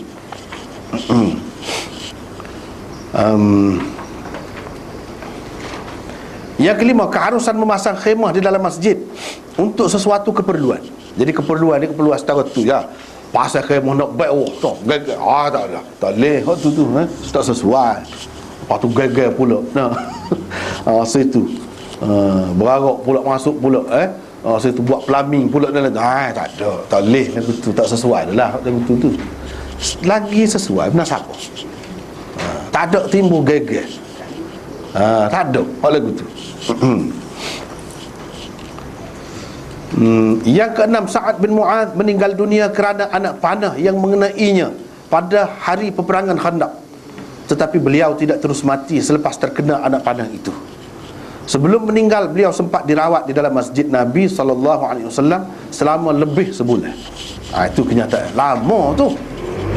Tidur ke apa dalam masjid, rawat dalam masjid, makan dalam masjid. Jadi kesimpulannya bolehlah tidur dalam masjid, makan dalam masjid, minum dalam masjid, boleh. Orang nak iktikaf tu kalau tidak lagu mana? Orang nak iktikaf tak kata makan, tak kata tidur, ada juga benda tu. Jadi boleh dalam masjid. Jadi doktor pergi merawat dia pun dalam masjid ni, pahala tepat tu, suku pula dapat. Dia kena sedar tu. Seperti derma darah dalam masjid. Derma buat kebajikan dalam masjid lebihlah daripada lain. Kita kena ambil peluang belakang ni. Metai je hidup ni, tak tahu dalam mana nak hidup. Sebanyak mungkin nak ambil pahala. Lagu mana? Cara macam gini. Jadi doktor tu dia pergi dengan berasa lebih istimewa. Hari ni dia dapat lebih untuk akhirat lah. Sebab apa? Dia buat dalam masjid. Bukan luar. Kalau luar pun lebih dah, ada pahala dah. Tapi kalau dalam masjid, Nabi buat, dia tunjuk tu untuk kebaikan kita dah lah. Kalau tidak, dia tak akan tunjuk lagu ni.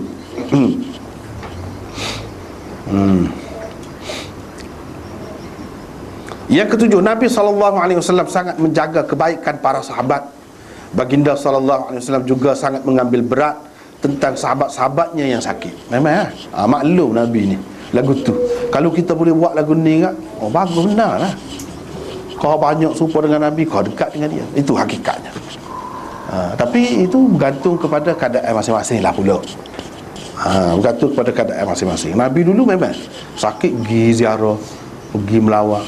Dia royak pula kelebihan melawat orang sakit, ziarah orang sakit, cara ke orang sakit.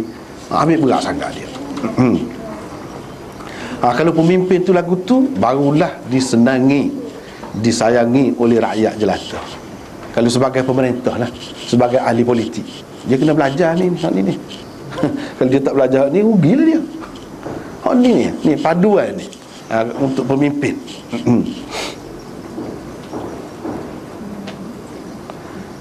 Yang ke-8, bangsa Arab di zaman Nabi SAW, khususnya para sahabat baginda SAW, kelihatan sangat bertamadun apabila mereka sudah pun mengenali istilah urat saraf di dalam tubuh manusia secara spesifik.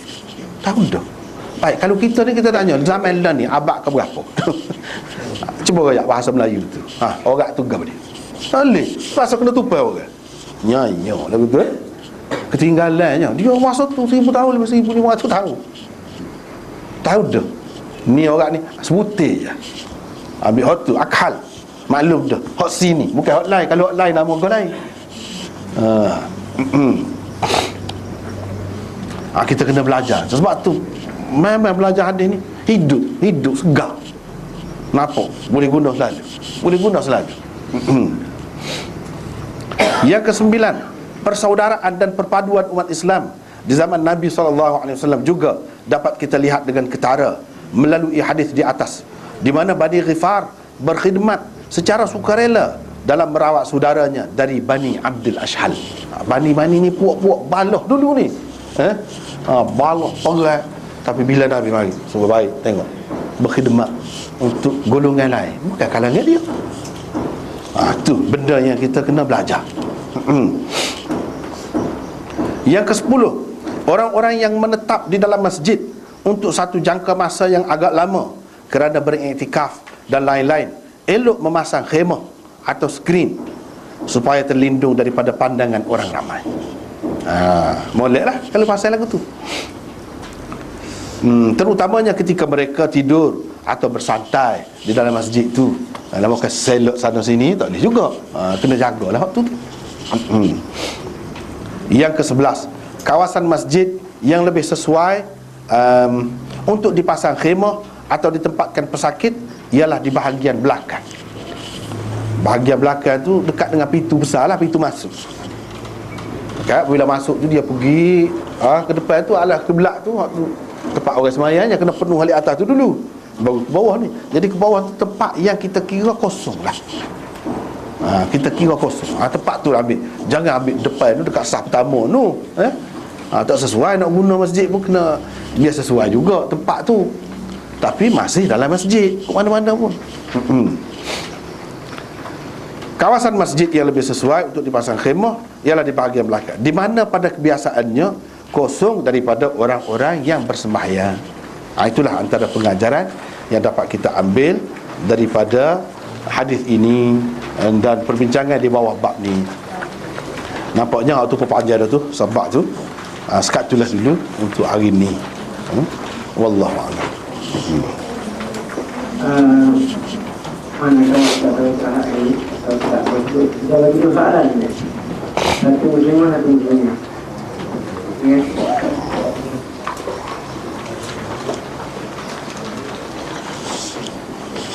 Tanya. Okey, kalau tak ada, saya wakil Ustaz. Ini pun mempersilakan para hadirin yang ada semua ke majlis kesyukuran di rumah Ustaz yang menanti beliau pada hari ini jam 12.04. Jadi cukup lama-lama. Bukan Pak Petang Sila. Siapa? Pak Petang tu dia? Dah lewat sikit pun tak apa lagi. Kalau pasal apa ni, waktu berlupa ni. 1 hingga 6 petang di Taman Sri Demi Bagrian. Kalau kita dari negeri ini, pada 3 division pada SM itu masih berdiri. Pada panjang ini pakai ternak kata itu. Jadi saya terima kasih kepada Ustaz dan komite kepada baginda yang berpada